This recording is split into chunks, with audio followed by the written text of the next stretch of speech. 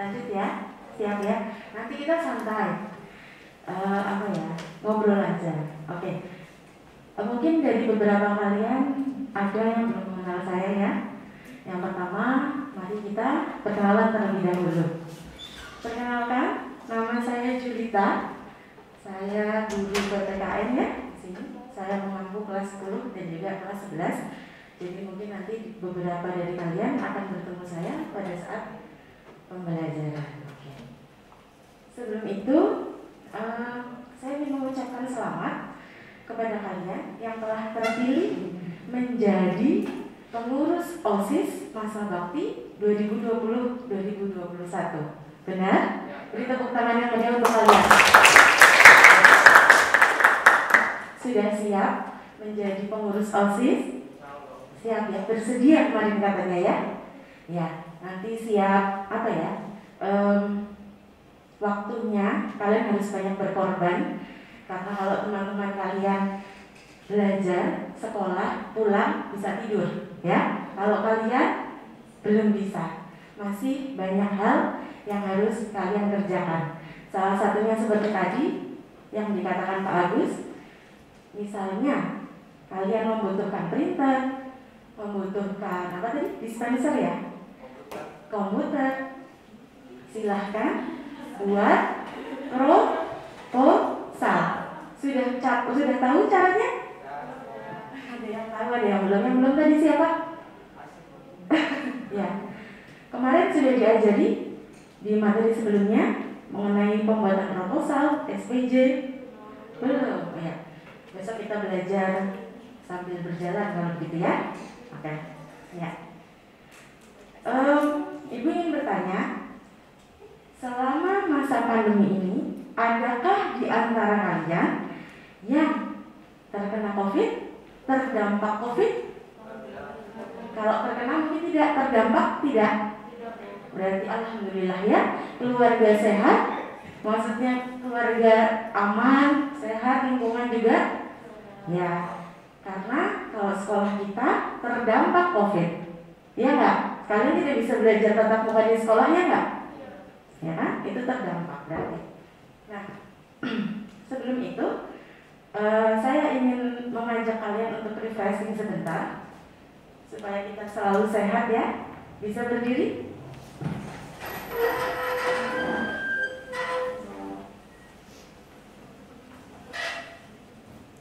Mungkin sudah ada yang pernah menyanyikan lagu ini. Ada yang tahu nggak? Saya senang, saya sehat, bersemangat. Ada yang tahu? Udah, tapi lupa kata Mas Ali. Oke. Nanti sambil mengingat-ingat. Jadi instruksinya ketika saya bilang saya, tangan kalian ada di dada. Saya. Kemudian saya senang itu tangannya di sini. Di dagu ya, senang. Kemudian saya senang hidup itu tangannya di dada seperti ini, mengilang. Ya. Kemudian sehat itu tangannya seperti ini, ya. Dan yang terakhir semangat itu tangannya ke atas. Terakhir akhiri dengan tepuk tangan. Ya. Kita coba ya. Saya senang hidup sehat bersemangat. Oke. Bisa diikuti? Ya, dengarkan instruksinya baik-baik. Dengarkan kata-kata saya baik-baik ya. Saya senang hidup sehat bersemangat. Saya senang hidup sehat bersemangat. Saya senang, saya hidup. Saya senang, saya sehat. Ayo bingung ya, apa ya? Ayo main TikTok aja. Bingung ya? Diulang ya. Saya senang hidup sehat bersemangat. Ya, hebat. Saya senang hidup sehat bersemangat. Ya. Saya senang, saya hidup. Iya, saya senang, saya sehat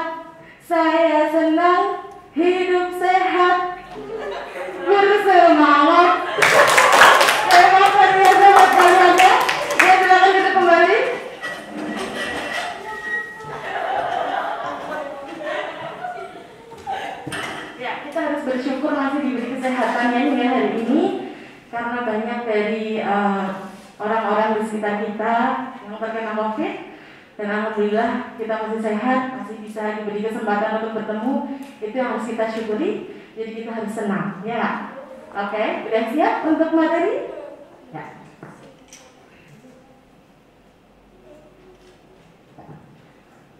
Materi yang untuk hari ini adalah etika penggunaan teknologi dan komunikasi. Oke. Kita tahu bahwa, maaf ya, saya sambil duduk ya. Kita tahu bahwa penggunaan teknologi informasi saat ini, terutama media sosial, untuk pembelajaran jarak jauh, utamanya di tengah pandemi ini, adalah sangat penting, ya nggak?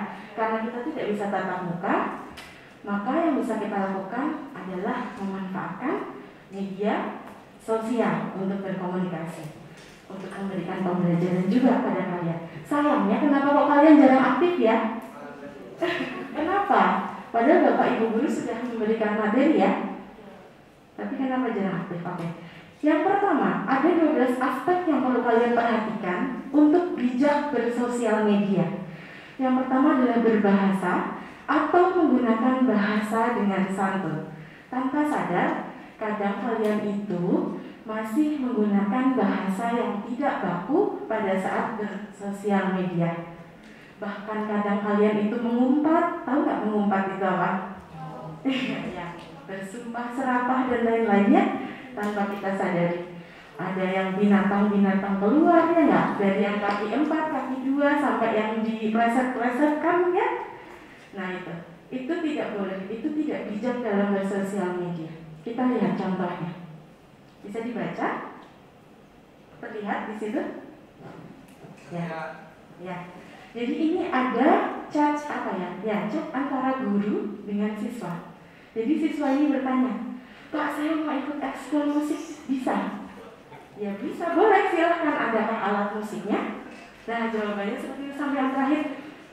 Apa itu? Wah parah, diri doang, ya nggak? Wah maaf Pak, saya bercanda. Artinya apa ini? Bapaknya kesuliran. Nah kenapa bisa marah? Kenapa Bapak Guru ini bisa marah? Ya tidak sopan, dia bercanda ya. Ada Pak, tapi gitar topeng monyet. Ya nggak? Apakah itu alat musik yang bisa dipakai untuk kegiatan pembelajaran? Ya kan? Selain itu, selanjutnya bawahnya lagi. Parah, diri doang. Kata doang itu sopan nggak? Mungkin diantara kalau teman dan sesama teman itu tidak masalah ya. Tapi ini hubungan antara guru dengan siswa. Jadi kalimatnya itu juga harus diperhatikan ya. Kemudian tidak mengucapkan kata-kata kasar atau menyinggung sara. Sara itu apa? Masih ingat? Mas Aryo, sara itu apa? Mbak Sasa? Suku? Agama, betul. Ras, satu lagi? Antar golongan. Jadi tidak mengucapkan kata-kata kasar, contohnya tadi yang sumpah serapah binatang-binatang itu loh ya. Atau menyinggung sara. Jadi tidak menyinggung suku, agama, ras maupun antar golongan. Yang ketiga, tidak mengunggah atau membagikan status yang bersifat hoax atau berita bersifat bohong tanpa fakta. Ini yang kadang sering kita lakukan tanpa sadar ya. Heboh ada berita tetangga rumahnya ini di daerah ini terkena COVID, tanpa kita sadar tujuannya adalah menginformasikan ke keluarga kita. Tapi kita tidak tahu apakah informasi itu benar. Kenapa tidak boleh menyebarkan berita yang tidak benar? Kira-kira kenapa? Meresahkan. Terus apa lagi? Kasihan orang yang diberitakannya nggak? Ya, kan kita tidak tahu kebenarannya. Siapa tahu itu hanya berita bohong, dan memang berita bohong kan? Jadi tidak boleh.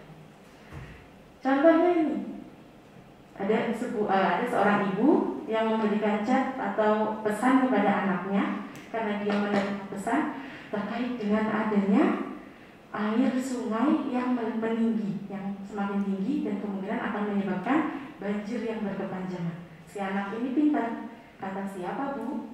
Ya nggak?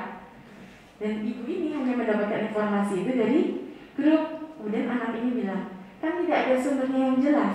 Waspada boleh, tapi jangan kemakan berita yang tidak jelas. Bisa dipahami? Nah, selanjutnya, tidak mengunggah atau membagikan materi yang bermuatan pornografi dan kekerasan. Kemudian, jangan sering mengumbar status pribadi yang semestinya bersifat rahasia. Nah, kalau kalian pinter nih ya, buat statusnya yang berkonten seperti ini, gurunya di-hide, temannya doang yang bisa lihat, iya nggak? Ya kan? Nah, Bapak Ibu guru biasanya tahu.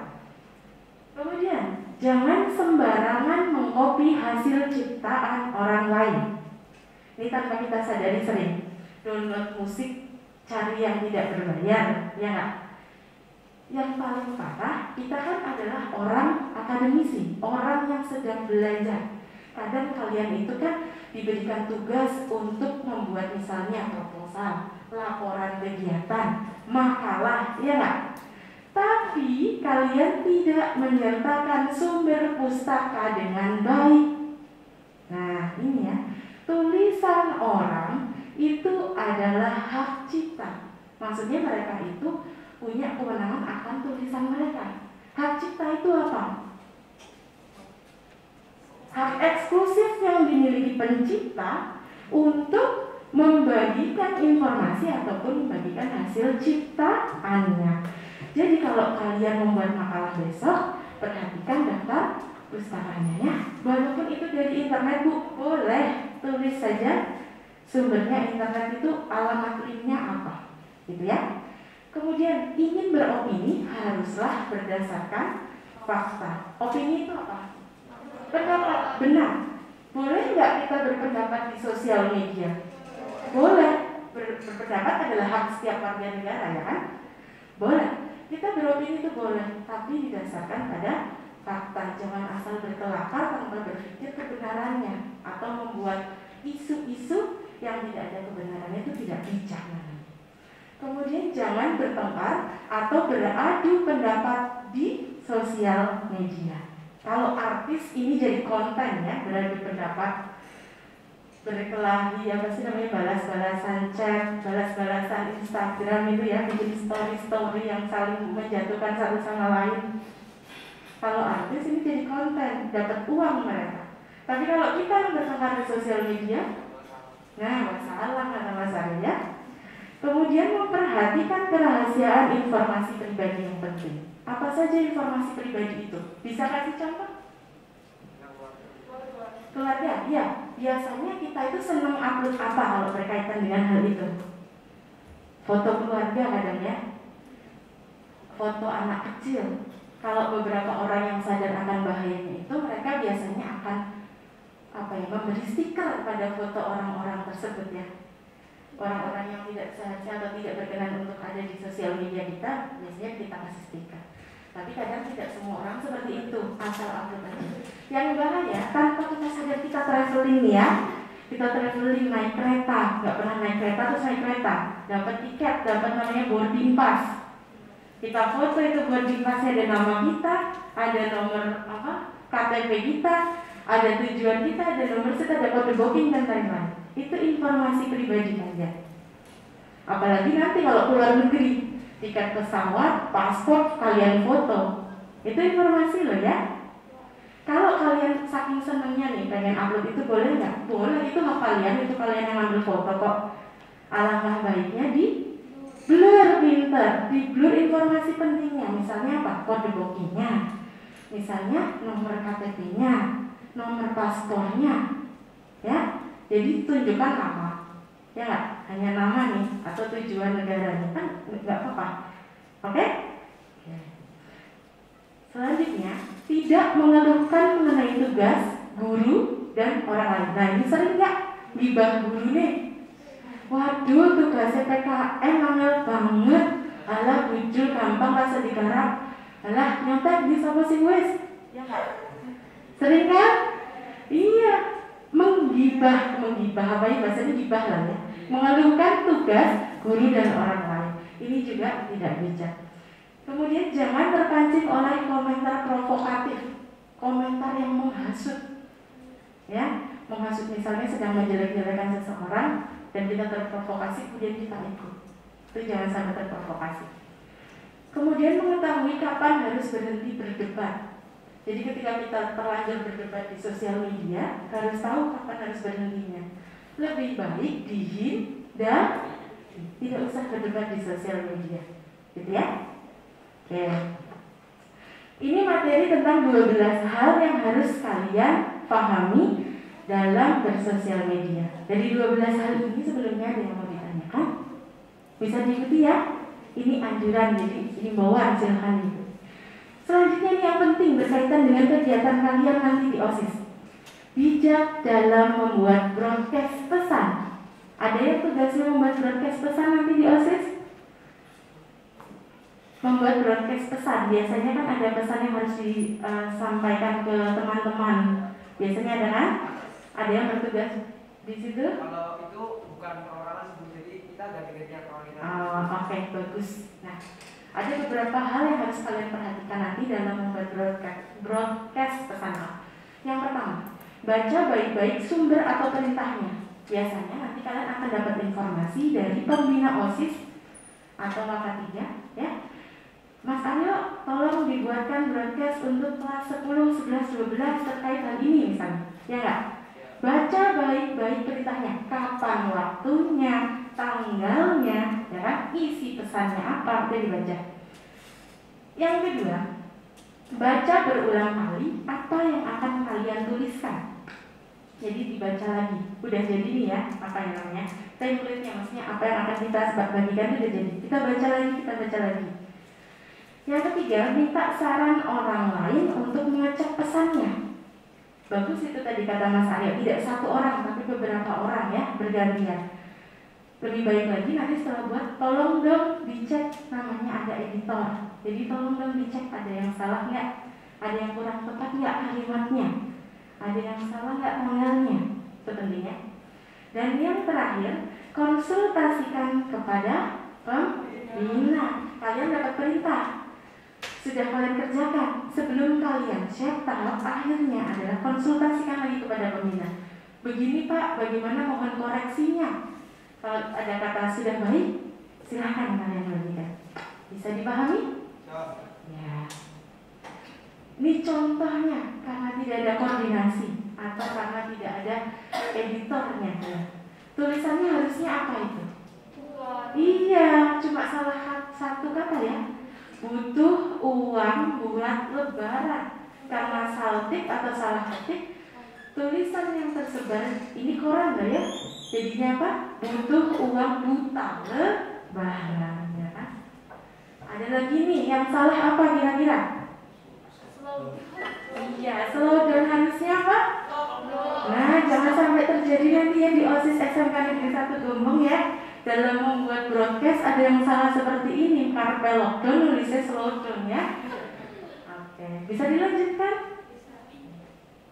Nah, selanjutnya dalam selama masa pandemi ini, dalam pembelajaran jarak jauh, otomatis kita berkomunikasi dengan Bapak Ibu di sekolah itu menggunakan sosial media. Biasanya pakai WhatsApp, ya enggak? Kalau ada pertanyaan, biasanya kalau nggak di Google Classroom, kalian kalau bertanya karena mungkin malu ya di Google Classroom, kalian akan chat langsung Bapak Ibu gurunya. Nah, bagaimana cara kita supaya bersosial media dengan bijak itu? Bagaimana cara kita chat Bapak Ibu guru itu dengan baik? Yang pertama, bersikap sopan santun. Perhatikan sikap, bahasa, dan waktu. Ya, jadi kapan waktu yang tepat untuk bertanya? Tidak sembarangan malam-malam jam 10 tiba-tiba tanya nih ya. Bapak Ibu guru udah tidur ya nggak? Yang kedua, membaca informasi di grup dengan baik. Jadi sebelum bertanya, kalian itu baca dulu di grup baik-baik. Biasanya Bapak Ibu guru akan men-share materi atau memberikan perintah atau ada informasi apa dibagikan di grup. Kalian baca sebelum bertanya. Baca dulu dengan baik, baru ditanyakan. Kemudian hubungi ketua kelas atau teman yang rajin bila ada info yang artinya. Kadang kan kita nggak buka WhatsApp 24 jam ya nggak. Terus pesan terlanjur banyak tertimbun, kita tidak tahu pesan yang paling atas itu apa. Males baca nih kita. Nah, alangkah baiknya tanya teman dulu. Jangan kalian tanya teman satu kelas atau teman yang rajin, ada info apa nih yang tertinggal, saya tadi seharian nggak sempat buka WhatsApp seperti itu. Kemudian berkomentar dengan baik di grup kelas. Nih ya, kadang itu Bapak Ibu guru memberikan informasi, tidak ada yang merespon, walaupun hanya menjawab baik Pak, terima kasih. Malah kadang ada yang, karena kalian biasanya kan punya dua grup, satu grup untuk PBM, satu grup yang kalian sendiri, ya Kak? Gibahnya di grup kalian sendiri, tanpa sadar kadang kalian ikut berkomentar di yang PBM, lupa kalau ini ada Bapak Ibu guru di situ, ya enggak? Nah itu ya, hati-hati ya. Kemudian carilah waktu yang tepat. Jadi kalian sudah melakukan hal ini nih, sudah bersikap sopan santun, sudah membaca informasi di grup, kemudian sudah bertanya pada teman, tapi kalian tetap tidak mendapatkan informasi yang kalian inginkan, tidak mendapatkan jawaban dari pertanyaan yang kalian punya. Hal terakhir pasti kalian akan menghubungi Bapak Ibu guru langsung. Pada saat ini kalian itu harus memperhatikan waktunya. Jadi bukan di malam hari, bukan waktu subuh, tapi biasanya jam berapa baiknya? Siang. Atau kalau malam baiknya sampai jam berapa? Iya, jam 7, jam 8 itu udah rawan ya. Bapak Ibu guru udah biasanya udah nggak pegang handphone, pengennya istirahat, ya kan? Jadi usahakan sebelumnya tidur. Tapi memang kadang karena kondisi kita sekarang serba cepat, kadang ada informasi yang datangnya juga malam hari dan harus dibagikan pada malam hari itu juga. Itu harus kalian pahami. Tapi tidak berarti kalian terus boleh atau bisa bertanya di malam hari itu juga. Kecuali kalau dapatnya malam, terus pagi harus dilaksanakan. Nah, itu ada pengecualian.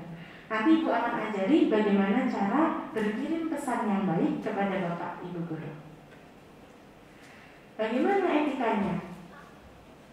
Yang pertama adalah waktu pengiriman. Tadi sudah disebutkan ya. Jangan malam hari, jangan subuh. Jadi usahakan waktunya maksimal jam 8. Kalau nanti kalian kuliah, nanti ya pada saat kuliah, itu usahakan pada saat jam kerja. Jam kerja kampus itu Senin sampai Jumat misalnya. Dari jam berapa? Jam 7 sampai jam 5. Ya sudah, setelah itu jangan dihubungi. Tapi kalau di sekolah ini malam hari Bapak Ibu guru masih mau jawab, tapi maksimal jam 8. Ya usahakan seperti itu. Yang kedua, ada salam pembuka. Jadi waktu pengiriman itu penting. Yang pertama ada di kolom pesan kalian adalah salam pembuka. Bagi Bapak Ibu guru yang muslim, kalian bisa menyampaikan Assalamualaikum, ya kan? Kalau Bapak Ibu guru itu tidak muslim, bisa kalian ucapkan selamat pagi, selamat siang, selamat sore, seperti itu. Salam pembuka. Kemudian ada permintaan maaf. Maaf Pak, mengganggu waktunya. Maaf Bu, mengganggu waktunya. Karena kita tidak tahu, mungkin beliau sedang sibuk, ya kan? Jadi setelah ada salam, harus ada permintaan maaf. Mohon maaf mengganggu waktu Bapak. Ya. Selanjutnya ada perkenalan diri. Kan tidak semua Bapak Ibu guru ingat atau hafal kalian, menyimpan nomor kalian, tidak kan? Nah, kadang udah tahu kalian, saya tahu Mas Aryo, tapi saya tidak menyimpan nomor Mas Aryo, ya kan? Kalau Mas Aryo tidak perkenalan diri dulu, Ibu tidak akan tahu kalau itu pesan dari Mas Aryo, ya kan? Jadi tidak ada salahnya kalian memperkenalkan diri dengan singkat. Nama saya Aryo dari kelas 11 TKROC, gitu ya. Kemudian ada penggunaan bahasa. Gunakan bahasa yang sopan dan baik. Ya. Jadi jangan menyingkat pesannya.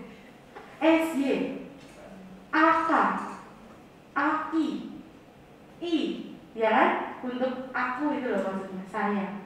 Tulis yang benar, saya. Penggunaan kalimat. Jadi jangan bertele-tele. Sampaikan apa yang ingin kalian tanyakan. Ya, saya ingin menanyakan perihal LDKS. Kapan waktu penyelenggaraannya, Bu? Jadi ada apa yang ingin kalian tanyakan? Saya ingin menanyakan perihal ulangan harian fisika. Kapan pelaksanaannya, Pak? Bisa dipahami sampai sini? Halo. Nah, mulai ngantuk ya. Sebentar lagi selesai. Kemudian yang terakhir ada salam Penutup. Ucapkan terima kasih. Kalau tadi dibuka dengan assalamualaikum, berarti ditutup dengan wassalamualaikum. Benar. Sekarang coba, apa yang kurang tepat dari ucap ini? Coba tunjuk tangan dulu, sebutkan namanya biar ibu tahu, biar ibu hafal. Ayo, siapa yang berani? Tidak ada yang salah. Apa yang kurang tepat di chat ini? Ya, silakan, Mas Rizal. Belum sempat berkenalan. Oke, ada lagi?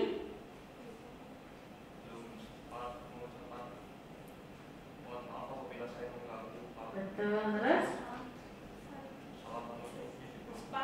Belum. Terus apa lagi? Spam? Iya, pintar ya. Apa lagi? Coba tangannya diangkat biar Bu Guru tahu. Mbak Sasa tadi apa? Mbak Sasa nambahin apa? Tidak ada salam pembuka ya. Terus tidak ada permohonan maaf. Terus apa lagi tadi? Singkat, kemudian spam. Betul. Jadi dalam satu chat ya. Jawab assalamualaikum. Maaf Pak, saya ini kelas ini. Walah, sekali buka ada 10 chat dari kalian cuma menanyakan satu hal. Cuma ngomong kalau tugasnya sudah ditaruh di meja, ya enggak? Aduh, ya enggak? Jadi dalam satu ya, satu pesan ya. Udah pintar. Selanjutnya kalau yang ini yang salah apa? Yang kurang tepat? Oh, bukan salah. Yang kurang tepat apa? Disingkat, yang mana yang disingkat? KRS itu apa? Kartu rencana studi. Ini punya mahasiswa ya. KRS itu kartu rencana studi namanya. Assalamualaikum Pak, untuk validasi KRS besok jadinya di ruangan mana dan jam berapa ya? Di mana kurang tepatnya? Ya, anggaplah dia sudah kenal misalnya, dia sudah simpen nomornya. Yang kurang tepat di mana? Tidak ada nama maaf, oke boleh. Terus? Coba jawabannya bapaknya itu apa? Terserah saya lah, kan saya dosennya.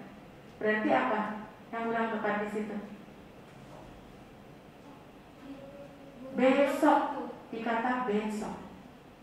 Assalamualaikum Pak, untuk validasi KRS besok jadinya bilang besok. Tidak baik ketika kita bertanya kepada guru atau dosen itu besok. Besok Bapak adanya jam berapa? Tapi sekiranya Bapak ada waktu kapan dan di mana? Gunakan kata sekiranya.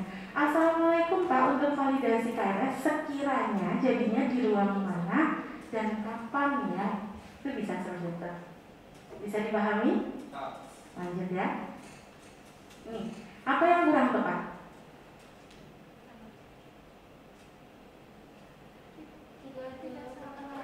Tidak ada perkenalan, oke?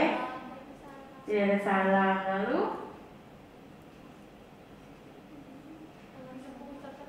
Tidak mau ucapkan terima kasih, ada itu terima kasih. Lalu? Perhatikan. Alasannya kurang tepat Mas Aryo, Pak? Mohon pengertiannya. Mohon pengertiannya ini masih bisa dipahami ya, mohon pengertiannya. Terus mohon dimaklumi. Betul, alasannya kurang tepat karena ada hal mendesak. Alangkah baiknya kalau kalian tidak bisa mengikuti pembelajaran, itu ada surat izinnya, ya enggak? Misal karena sakit, maaf Bu, hari ini saya tidak bisa mengikuti pembelajaran dikarenakan sakit. Lampirkan foto surat izin ditandatangani siapa?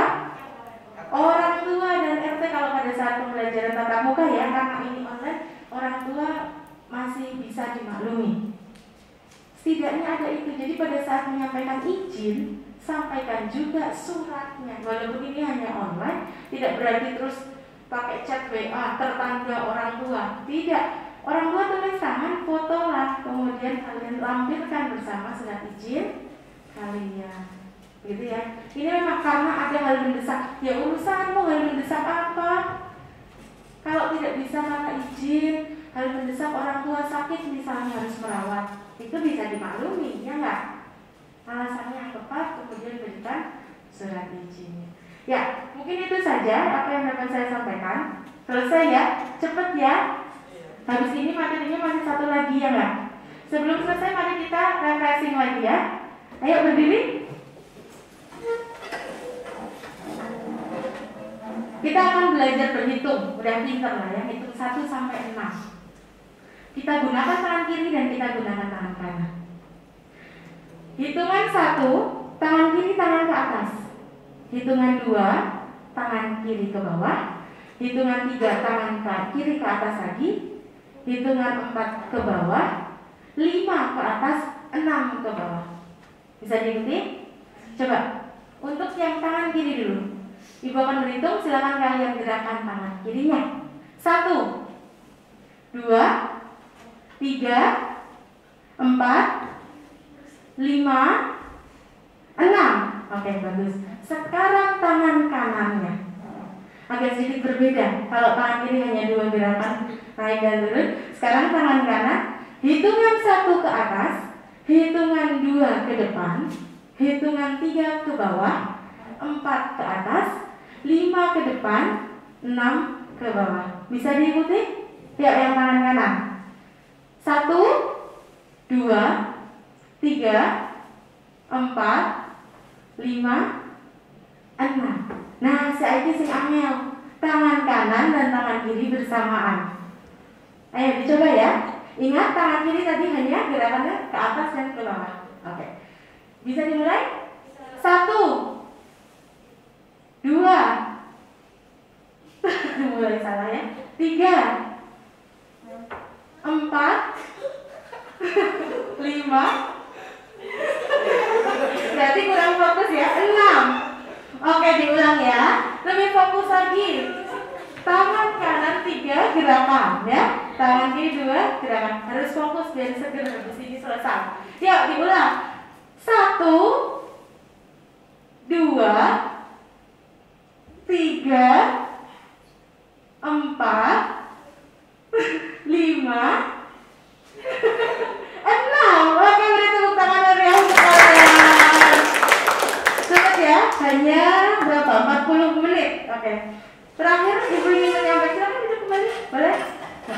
Sebelum biasa ada pertanyaan? Bisa diikuti ya. Bijak dalam penggunaan teknologi informasi dan komunikasi. Sekarang kalian sudah menjadi contoh dari teman-temannya. Nanti kalau Bapak Ibu guru membagikan materi atau informasi di grup kelas, silahkan ditanggapi. Baik Pak, terima kasih. Sekian, gak usah banyak-banyak omongannya ya, begitu ya. Kemudian pada saat berkomunikasi dengan Bapak Ibu guru, gunakan etika yang tadi itu ya. Ada salam, kemudian permohonan maaf, kemudian perkenalan, kemudian sampaikan, jangan bertele-tele, kemudian ucapan penutup. Ya. Sekian apa yang dapat saya sampaikan. Saya mengucapkan selamat bertugas bagi kalian. Semoga bisa menjadi pengurus yang bertanggung jawab, selalu amanah, menjadi contoh, bisa membawa SMK Negeri 1 Gombong menjadi sekolah yang lebih unggul lagi. Selalu sehat. Salam untuk keluarga di rumah. Wassalamualaikum warahmatullahi wabarakatuh.